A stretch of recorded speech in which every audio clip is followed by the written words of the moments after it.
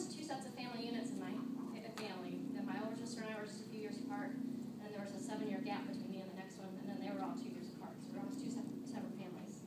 So the circumstances I found myself in, some of the choices that were made, were not terribly conducive to effectively running a family of 7. But they resulted in my 3 personal defining words for today, which is responsibility, determination, and resiliency. First, responsibility. When I was about 9 or 10, I took it upon myself to become the supplemental caretaker for my younger siblings, from changing diapers to reading stories, helping with homework. And I became the master crisis manager when things started to escalate and preventing them from getting out of control.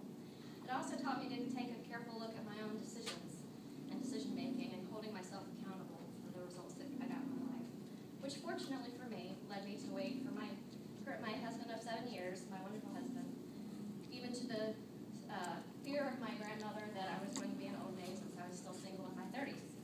But it was a good choice.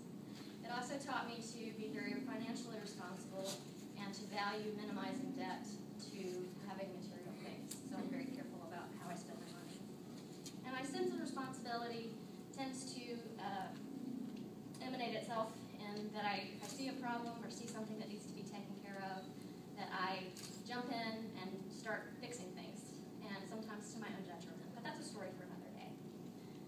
My determination really kicked in when I was about 12 or 13. My parents informed me that they were no longer going to be able to pay for my toiletries. And, this was a little bit of a challenge having no income and no transportation, but I didn't want to smell.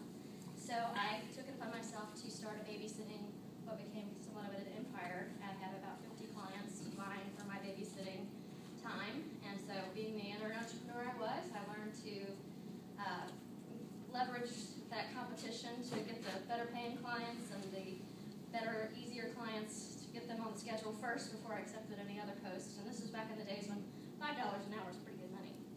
In high school, I had to juggle those responsibilities as well as keep my grades up because it was very important to me to get to college, and that was going to be my only way.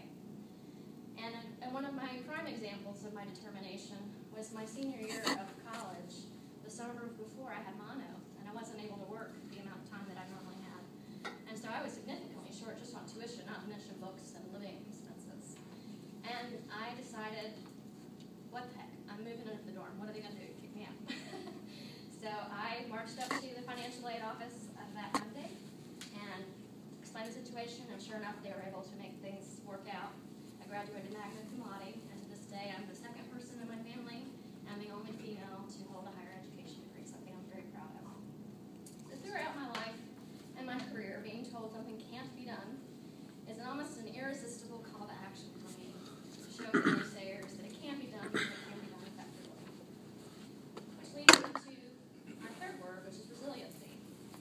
One of the advantages of growing up in chaos and instability, including 11 schools from kindergarten through high school, is to learn to roll with the punches and learn to anticipate, prepare, observe, and respond in order to try to gain some control of my circumstances. It made me quick to find resolutions for potential problems and before they actually became problems. It also helped develop my sense of humor, have a keen eye for the absurd and comical elements even in trying situations. Friends have commented that I see the world in cartoon and they're not too far off the mark. It also gave me a sense of perspective because circumstances are always changing. It taught me to prepare for the worst, but hope for the best, and that kind of realistic optimism is something that has served me well.